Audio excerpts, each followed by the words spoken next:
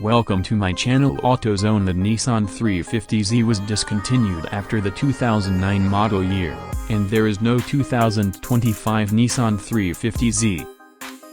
However, Nissan has continued its Z lineup, with the 370Z replacing the 350Z and later being succeeded by the Nissan Z in 2023.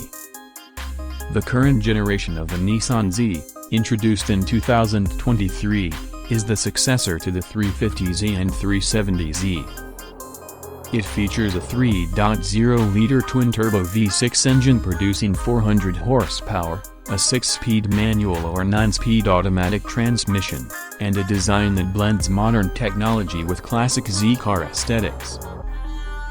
If you meant to ask about a 2025 model of the Nissan Z, there might be updates or revisions, but the core platform would likely remain similar to the 2023 model. Thank you. My video like and subscribe.